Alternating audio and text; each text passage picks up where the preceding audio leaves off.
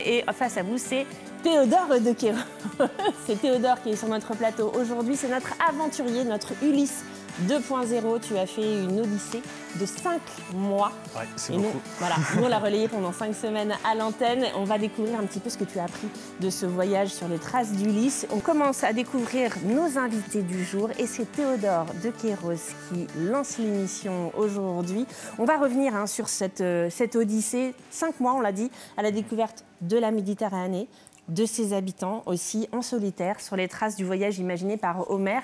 C'était quoi l'idée à la base de cette Odyssée 2.0, comme je disais tout à l'heure? Eh bien, l'Odyssée, c'était surtout une manière de vivre une aventure déjà. Moi, je ne vais pas le cacher, j'avais envie de vivre une aventure. De toute façon, on vous a sous-titré, c'est marqué Théodore de Queyros, aventurier. Ça va? Ah bon, d'accord, carrément. C'est pas mal, non? Bon, alors, je vais rien dire là-dessus. Mais vivre une aventure, et puis surtout aussi...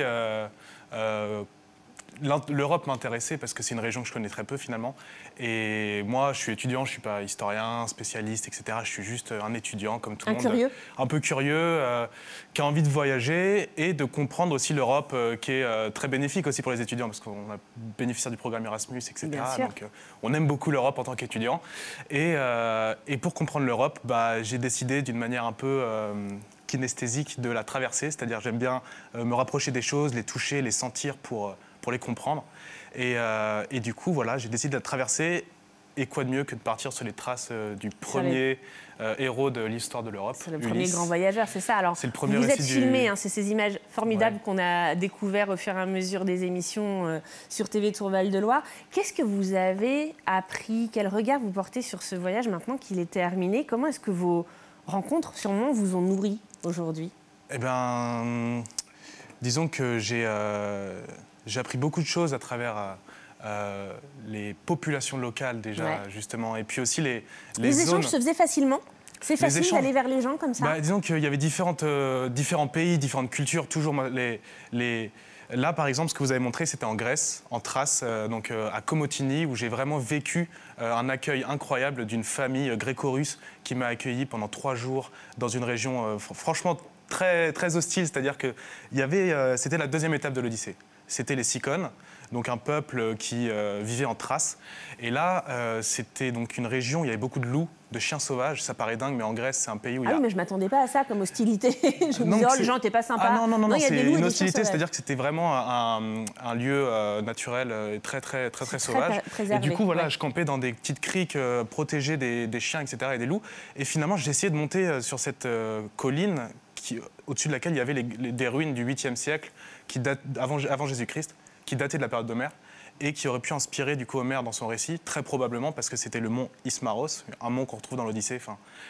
Il y a notre historien à gauche, il bave.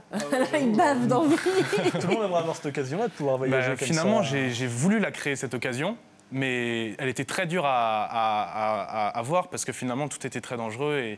Et en fait, il y a eu cette famille qui m'a accueilli, que j'ai rencontré en faisant du stop, tout simplement. Et ils ont été très emballés par le projet, ils m'ont accueilli à domicile. Donc je parlais anglais avec eux, etc. Et ils m'ont emmené sur les lieux de l'Odyssée, en voiture, en pick-up, à travers les... Donc là, c'est les images qu'on voyait, par exemple, ici.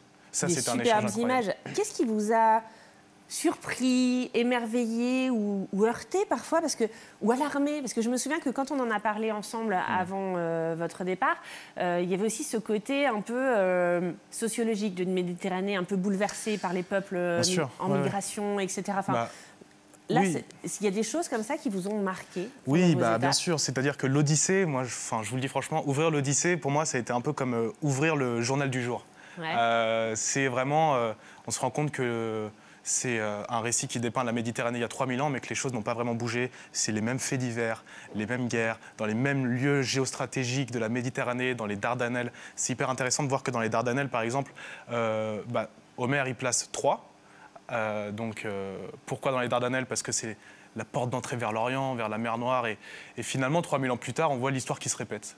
C'est plus Agamemnon, mais c'est Churchill qui arrive avec son armada et qui en 1942, déploie toute une armada dans les Dardanelles pour contrôler ce lieu géostratégique, toujours le même. Voilà, donc en fait, moi, c'était super intéressant, fascinant même de voyager dans cette région, l'Odyssée en poche. Et dans le temps aussi. Et dans le temps, mais aussi dans l'actualité, parce que finalement, on comprend la Turquie aussi, qui est ce pays entre 3 continents. qui n'est pas assez européen pour faire partie de l'Union européenne, qui n'est pas assez oriental pour faire partie de l'Asie, même pas assez arabe pour faire partie du Proche-Orient. Donc c'est ce grand bazar culturel qui est super intéressant de voir aussi. Il nous reste 1 minute, j'avais plein de questions que je suis obligée de rayer. Le retour à Roche-Corbon, à la vie quotidienne aujourd'hui, comment ça se passe? On a envie de repartir? Il y a des nouveaux projets? Oui, il y a des nouveaux projets. Il y a un retour qui s'est fait quand même assez bien, je vais le dire, c'est cool. Mais il y a des nouveaux projets. Là, je suis sur des podcasts pour raconter l'Odyssée, que je vais lancer avec des amis. Là, ça va arriver dans quelques semaines. Donc, Ulysse à la trace, donc des podcasts, 12 épisodes. À la trace avec un... Ça va être sur Spotify, je pense, mais voilà. Ah oui. Bon, on verra bien, mais voilà, je vais lancer ça. J'écris encore mes articles, je fais des vidéos sur YouTube, sur ma chaîne YouTube. Et voilà, toutes ces informations, c'est sur les réseaux. On vous les donne d'ailleurs, c'est marqué depuis tout à l'heure, mais Odyssée 2020 sur YouTube et sur les réseaux sociaux pour retrouver toute l'aventure de Théodore. C'est horrible, on a envie de vous écouter encore plus longtemps. Bon, c'est pas grave, on écoutera les podcasts. Merci beaucoup Théodore d'avoir partagé cette aventure avec nous. Allez, on va marquer une courte pause, on se retrouve, nous, juste après la pub. On va passer, vous allez voir, un petit peu de temps en compagnie des blues notes dans les couloirs des hôpitaux pour les tout petits. On va jouer de la musique et puis on va découvrir aussi toute la programmation de la Semaine du Cerveau. A tout de suite sur TV Tour Val de Loire.